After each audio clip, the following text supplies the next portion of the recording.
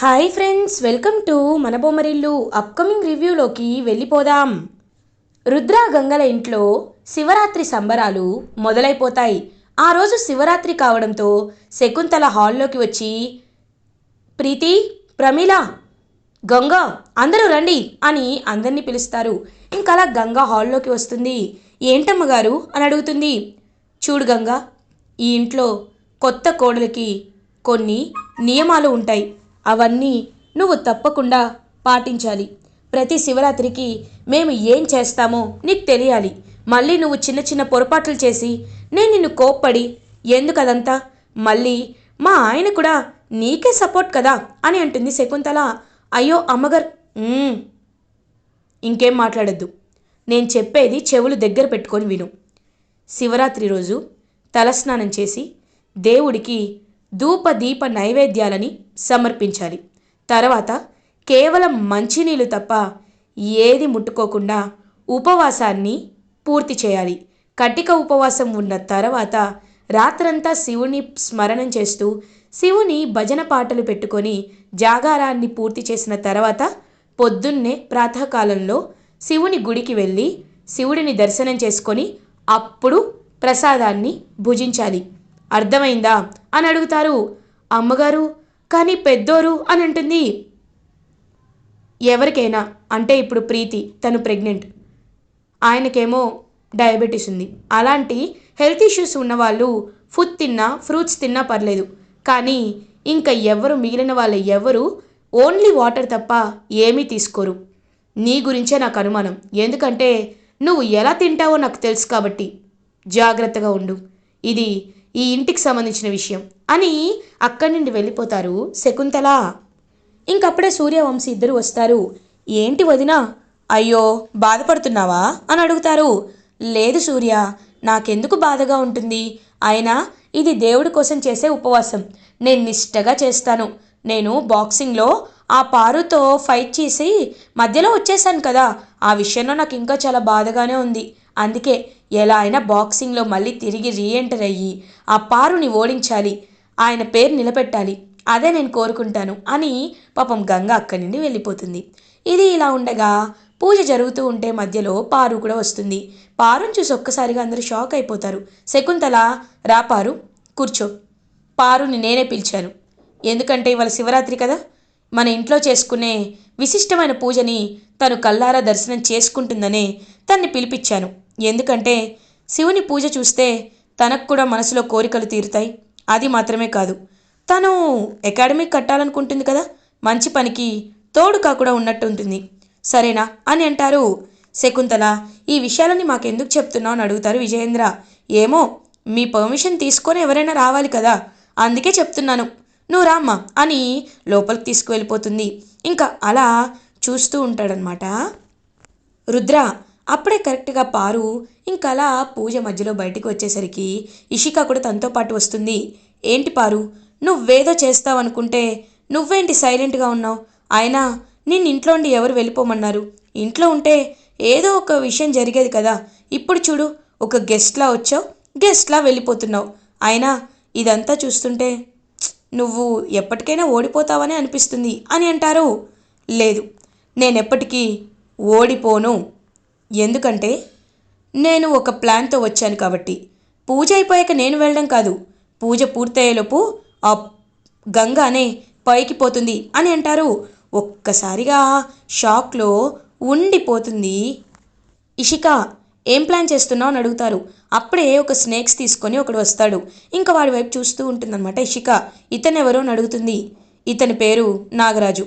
ఇతను ఒక్కసారి ఒక మనిషి క్లాత్ని ఆ స్నేక్కి చూపిస్తే ఆ స్నేక్ వాడిని కాటేస్తుంది. నేను గంగ క్లాత్ని ఇచ్చాను. గంగ శారీ క్లాత్ని ఇచ్చేసరికి ఇప్పుడు ఈ స్నేక్ అనేది గంగని వేటాడుతుంది. ఖచ్చితంగా గంగాని చంపేస్తుంది అనేసరికి, హో పారు, నువ్వు ఇంత ఇంత వైల్డ్ డెసిషన్ తీసుకుంటావని అస్సలు అనుకోలేదు అని అంటారు. తీసుకోవాలి, నా ఈగో హర్ట్ చేస్తే ఎలా ఉంటుందో ఖచ్చితంగా తెలుసుకోవాలి కదా అని ఇంకా అలా వెంటనే స్నేక్ని వదులుతుంది. అప్పుడే పాపం గంగా ఏమో శివుడికి పూజ చేస్తూ మనస్ఫూర్తిగా నమస్కారం పెట్టుకుంటుంటే శకుంతల రుద్ర దగ్గరికి వచ్చి, నీ దగ్గర మన పురాతన నుండి వస్తున్న మన వంశం ఆభరణాలు ఉన్నాయి కదా, వాటిని తీసుకురా అని అంటారు. వెంటనే ఇంకా జ్యువెలరీ బాక్స్ని అయితే తీసుకువస్తాడు రుద్ర.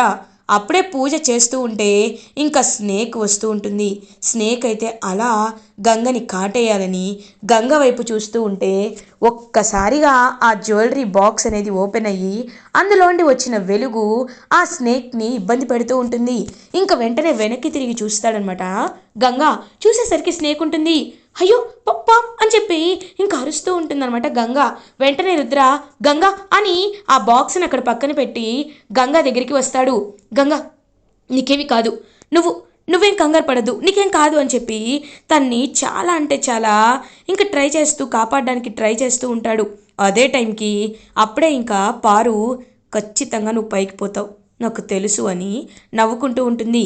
వెంటనే రుద్ర అలా ఆ ఆభరణాలని తన వైపు చూపిస్తూ ఉంటే ఒక్కసారిగా స్నేక్ అనేది అలా కళ్ళు తిరిగి పడిపోతూ ఉంటుంది. వెంటనే రుద్ర ఒక క్లాత్ తీసుకొని ఆ స్నేక్ని గట్టిగా పట్టుకుంటాడు. ఒక్కసారిగా షాక్ అయిపోతుందన్నమాట పారు. రుద్ర జాగ్రత్త అని అంటారు విజయేంద్ర. పెదనాన్న నాకేం పర్లేదు, మీరందరు పక్కకు తప్పుకోండి అని అందరినీ పక్కకి తప్పుకోమని చెప్పి ఆ స్నేక్ని బయట పడేస్తారు తీసుకువెళ్ళి రుద్ర. ఇంకా అలా అందరూ అప్పుడు ఊపిరి పీల్చుకుంటారు. సార్ అని గంగ పరిగెత్తుకుంటూ వచ్చి రుద్రాని హక్ చేసుకుంటుంది. సార్ మీకేం కాలేదు కదా సార్ అని అంటుంది. లేదు, నాకేం కాలేదు అని అంటారు రుద్ర. అయినా ఎందుకు రుద్ర, ఎందుకు ఇంత రిస్క్ తీసుకున్నావు? ఆ పాముని మనం ఏదో ఒకటి చేసేవాళ్ళం కదా అని అంటారు విజయేంద్ర. వద్దు పెదనాన్న, ఈరోజు శివరాత్రి, ఒక జంతువుని హింసించడం కరెక్ట్ కాదు, అందుకే దాన్ని తీసుకువెళ్ళి బయటపడేశాను. ఇప్పుడు అందరూ సేఫ్గానే ఉన్నారు కదా, ఇంకేం పర్లేదు. గంగా పూజ చేయి అని చెప్పి ఇంకలా పూజలో కూర్చోపెడతారు. సో గంగా రుద్ర ఇద్దరు కలిసి పూజ చేస్తూ ఉంటారు. అప్పుడే కరెక్ట్గా పారు, ఛ, ఏదో అనుకున్నాను, ఏదో జరిగింది. అయినా ఈ గంగని కాపాడడానికి రుద్ర ఎప్పుడు రెడీగా ఉంటాడు, ఇదంతా నా కర్మ అని మనసులో అనుకుంటుంది పారు. ఇది ఇలా ఉండగా శివుని పూజ కంప్లీట్ అయిపోతుంది. సో వెంటనే విజయేంద్ర, అమ్మ పారు, పూజ అయిపోయిందమ్మా, ఇంకా బయలుదేరచ్చు అని అంటారు. వెంటనే అలా చూస్తూ ఉంటారనమాట శకుంతల. ఏం పర్లేదులే, ఇది అయిపోయాక బయలుదేరుతుంది, ఏముంది అని చెప్పి అలా చూస్తూ ఉంటే అప్పుడే అందరూ ఈ గంగని ఎలా అయినా ఫుడ్ తినేలా చేయాలి, అప్పుడు అప్పుడు బాగా తిక్క కుదురుతుంది, ఉపవాసాన్ని బ్రేక్ చేస్తే ఆంటీ తన్ని బాగా తిడుతుంది అని గంగ ముందుకి ఫుడ్ తీసుకొస్తుంది కావాలనే. పారు, ఏంటి గంగా ఫుడ్ తింటావా? అయినా నీకు ఫుడ్ అంటే చాలా ఇష్టం కదా, తిను అని అంటుంది. కావాలంటే నువ్వు తిను, నేను తిన్ను అని అంటుంది గంగా. ఏ, నువ్వు ఇదంతా కావాలనే చేస్తున్నావు, నాకు తెలుసు, తిను అని అంటుంటే ఏం పర్లేదు నువ్వే తిను అని చెప్పి ఇంకా అలా గంగ కావాలని నోట్లో కుక్కుతూ ఉంటుంది. అప్పుడే కరెక్ట్గా శకుంతల వచ్చి పారు వైపు చూస్తుంది. పారు, కొద్ది రోజులు ఎందుకు భోజనం చేయకూడదు, ఉపవాసం ఉండాలంటే వాటికి చాలా అంటే చాలా నియమాలు ఉంటాయి, కానీ అవన్నీ నువ్వు ఉల్లంఘించావు. ఛ, నువ్వు ఇలా చేస్తావని అనుకోలేదు పారు అని అక్కడి నుండి వెళ్ళిపోతారు. నేనేదో దీన్ని నెగిటివ్ చేద్దామనుకుంటే గంగాని, ఈ గంగే నన్ను నెగిటివ్ చేసింది, ఛ అని మనసులో అనుకుంటూ ఇరిటేటింగ్గా అక్కడి నుండి వెళ్ళిపోతుంది పారు. ఇంకలా ఫ్యామిలీ మెంబర్స్ అందరూ శివుని నామం జపం చేస్తూ శివరాత్రిని హ్యాపీగా కంప్లీట్ చేస్తూ ఉంటారు. అదే టైంకి ఇంకా గంగ పాపం ఇంట్లో పనులన్నీ చేస్తూ తనకి ఎంత ఆకలి వేసినా అదంతా పట్టించుకోకుండా అన్ని పనులు చేసుకుంటుంది. ఇంకా నైట్ అయ్యేసరికి నిద్ర వస్తూ ఉంటుంది గంగకి. కానీ గంగ నిద్రపోకుండా అలాగే రాత్రంతా భజన చేస్తూ ఉంటుంది. రుద్రకు కూడా నిద్ర వస్తున్నా ఇంకా కంట్రోల్ చేసుకొని ఉంటాడు. అదే టైంకి గంగ పాపం అలా మెల్లగా కళ్ళు మూసుకొని రుద్ర భుజంపై వాలుతుంది.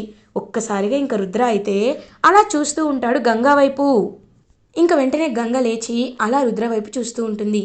అలా అందరూ కలిసి సక్సెస్ఫుల్గా జాగరణ అయితే కంప్లీట్ చేస్తారు. మార్నింగ్ ఇంకా దేవుడి దర్శనం కోసం గుడికి వెళ్ళి అప్పుడు పాపం ప్రసాదం తింటుందన్నమాట గంగ. సార్, అసలు నిజంగా ప్రసాదం చాలా బాగుంది సార్ అని చెప్పి ఇంక తింటూనే ఉంటుంది గంగ. అనుకున్నా ఏంటా ఇంకా మొదలు పెట్టలేదని, పెట్టేశావా అని అంటారు.